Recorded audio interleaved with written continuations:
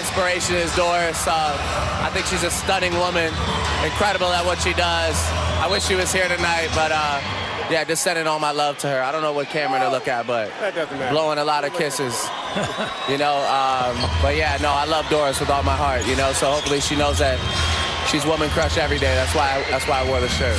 No, dinner at my house anytime, as long as she comes alone, you know. You hear that, Doris? See, I was so with him up until that. He went He's wild wearing on it. the shirt. I love the shirt. He says something about making her a lovely dinner. But the alone thing, why you got to make it weird, right? Yeah, why you gotta he went left like on that? He crossed the line on that one. That's not good. Doris, of course. But I love DB, too. Like, DB, I Who love doesn't DB. love Doris Burke? That is the greatest shirt of all time. And Doris, that was much dope. more gracious than me. She tweeted at Drake, "Dinner is on." So, you know, she's. I would have maybe smacked after the last. There would have been. Yeah. Anyway.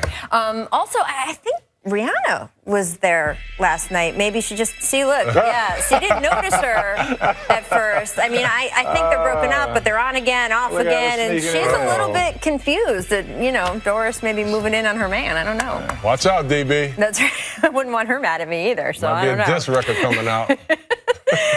Just as fun as this is, we cannot ignore the fact that Drake also talked a lot of smack to the Warriors during the game. Golden State got the last laugh with the win, but my question, Chauncey, is does Drake need to tone it down during these big Raptors games? Remember he had an incident with the Bulls last season, and we heard Kevin Durant before the break. He seemed pretty annoyed with him last night, right? He's a diehard fan, and you have a right to be a fan, but if I'm Kyle Lowry, I'm saying, dude, don't talk stuff to Steph Curry. He's the modern-day I got to Spike deal Lee. with that. Well, that's what he wants to be, right? He wants to be Spike Lee. Talk after the game. Let a sleeping dog sleep. I got to deal with Steph Curry and KD. Yeah.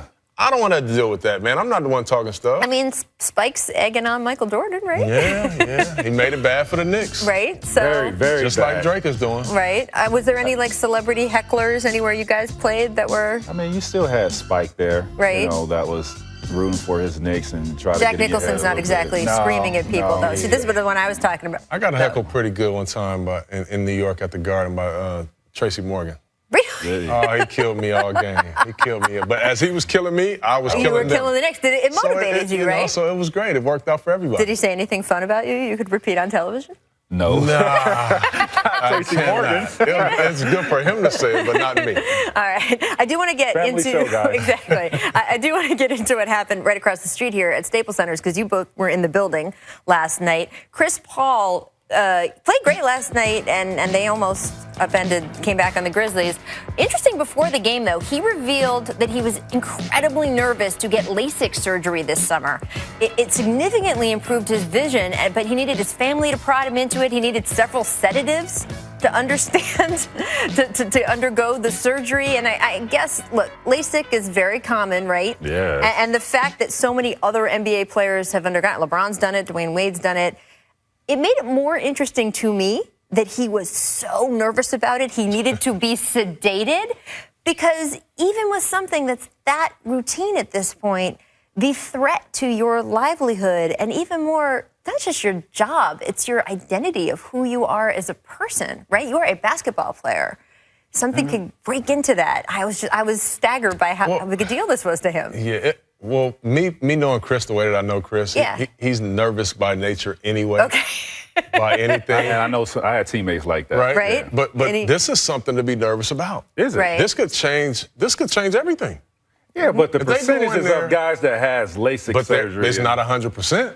Right. There are people who it does go wrong. So if I mean, it's not his court 100%, vision is the what happens if it goes wrong? He gonna be We would have blind been as watching hell. him last night. right. And if we are watching him, what are he going to shoot? 5-10% from the field? Right. You shoot at 3 baskets. And y'all would have been killing him on national television. So I mean, that's something to be nervous about. He had a good career thus far. I'm not having that until my career is over. really, so you wouldn't have done it. No.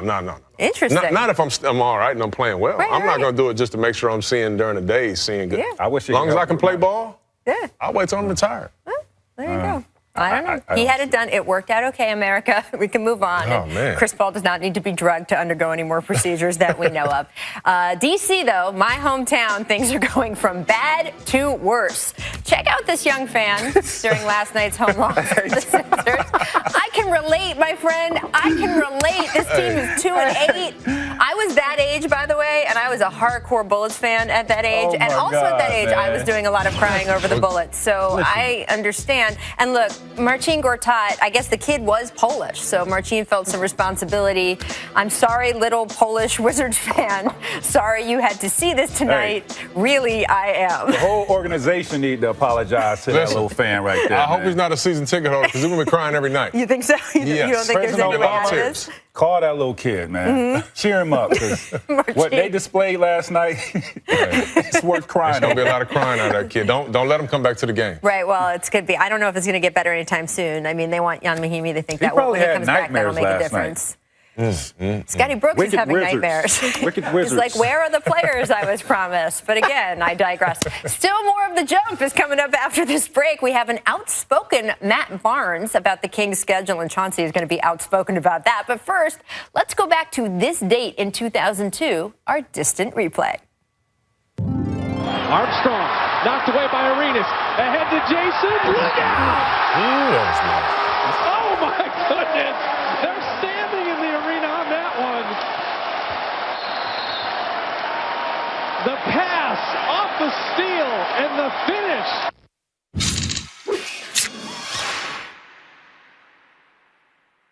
I know you've seen this Russell Westbrook dunk like 402 times, but it's so good. You know you're going to watch it again. Westbrook delivering the dagger and then making sure that, Clint Capella's mom back in Switzerland heard about it. But here's what didn't make the highlight. As incredible as that dunk was, it wasn't exactly the smart play there. The Thunder led by 3 with seconds left. Any high school AAU coach will tell you, you want to draw the foul, you can seal the game at the free throw line. When you go for the dunk instead, you are depending on either making something spectacular, the way Russ did, or depending on a ref to give you a call. They're not always going to do that in the final seconds of a close game. You also, of course, run the risk of someone swatting your shot away completely, perhaps even into the hands of James Harden, who could have tied up the game. But here's the thing. Russell Westbrook, not an AAU coach. Westbrook loves risk, especially if the stakes involve him betting on himself. And in a way, that left-handed fireworks moment last night was a microcosm of the Thunder's young season. We keep sitting up here and talking about how the Thunder are going to have to figure out a way to make this more than just the Russ show, how this is unsustainable. But guess what? This is the Thunder, at least right now. Russ is on pace to set the NBA record for usage rate. And yeah, OKC is hoping Victor Oladipo can contribute more the way he did last night, or that Arvydas Sabonis' kid develops. But the truth is that no matter how smart and creative Billy Donovan is, you can't draw up plays for players you don't have. Instead, the Thunder are going to live and die with the risk of Russ right now. And sometimes it's going to work, and sometimes it's going to be a spectacular failure. So, guys, are you okay with that if you're OKC? I think you have to be, because what you don't want to do is take away who Russ is, who he's been for 9 years, and that's aggressive. He's been having his foot on the throttle for the full game, and that play right there, he was just being aggressive. I mean, going to the basket, that's what you want to do because the team has to try to foul you.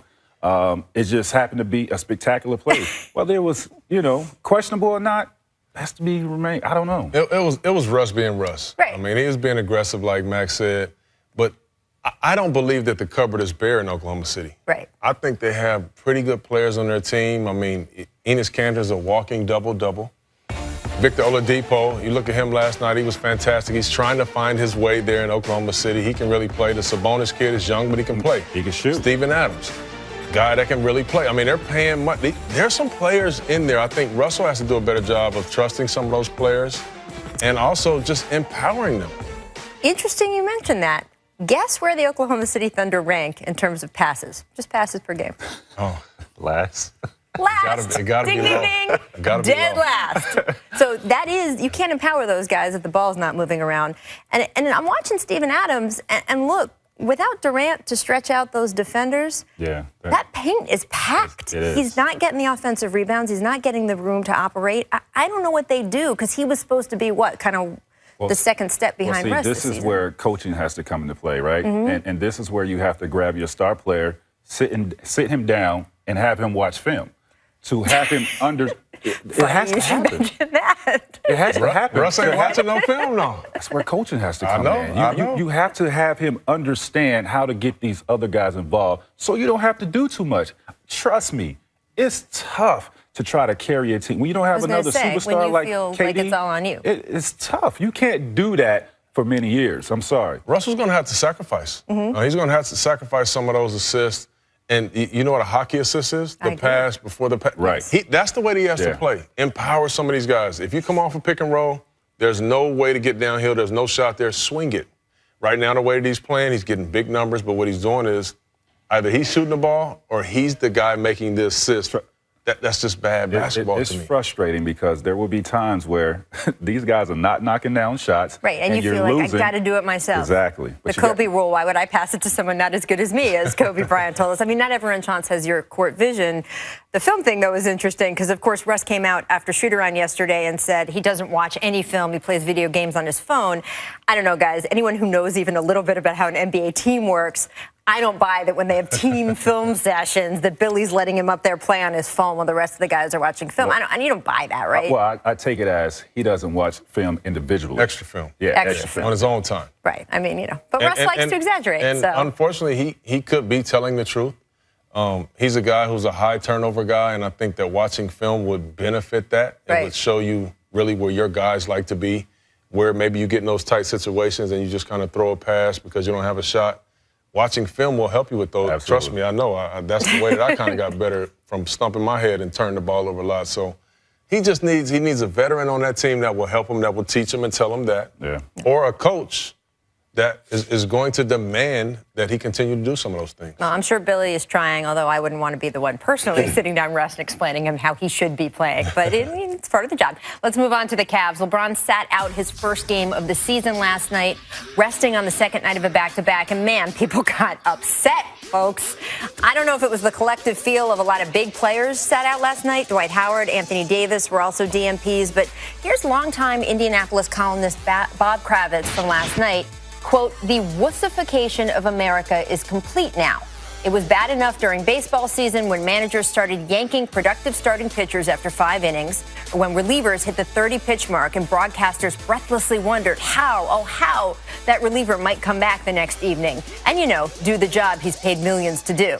Now, though, we have LeBron James, Bob writes, sitting out the 11th game of the regular season.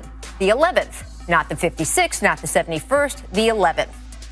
Look, Bob is a super respected writer. He broke the Deflategate story. He is a friend. As a friend, I would note that maybe he misses the point here, right? Absolutely, he misses the point. And I see both sides, right? I mean, if you're Coach Tyronn Lue and the Cleveland Cavaliers, just saying, I want to keep this guy fresh as long as I can. This guy's played an enormous amount of minutes over the course of his career. 6 straight finals. And this is not his first, second, third, or fourth year in the league. This guy has double-digit years in the league. And I also see the other side, right? I'm a parent of 3 or 4 kids, right? On the road. Right. On the road. When the schedule comes out in August or whatever, I'm going to this game. I'm taking my kids to this game. Now, that's an expensive night. You got the game. Right. You got parking. They want a jersey. Right. They want to eat. Now you show up. You got and LeBron James is not, he's in a suit, but he's not hurt. Right. So I understand both sides. And, it's a tough deal. He said everything that I wanted to say. I mean, I definitely see both sides, but you also have to understand this guy's in his 14th season. Right. There's nobody in our league has played more minutes than LeBron James, right? His team, we all expect his team to go deep in the playoffs. He's giving this guy rest. He needs it in order for these guys to make that strong run, that strong push that we think they're going to make. This is nothing. I would rather for him to sit out at home than on the road, like Chauncey said. Well, that's an interesting point. Yeah, at home than on the road because you only go in some places you play, travel once or twice a year. So that's the only issue that I have with this. Yeah, and look, I mean, this was because it was the second night of a back-to-back. Nate McMillan even chimed in a little bit on this, and Nate McMillan is someone who had back issues in his early 30s. Larry Bird, the president of that organization, back started to fall apart when he was 32. LeBron's turning 32 next month, and you got to be careful about this sort of thing. The thing I would be more concerned about if I was the Cavs, they're 4-16 without him since he's been back in Cleveland. So you got to figure that out because he might get injured one of these days, and he might be out for a stretch of time, and they got to. Well, Nate McMillan should be happy. That. He should be happy he didn't play last night. All right, we actually have something nice to say about the Knicks, so I want to make sure we get to that before the break.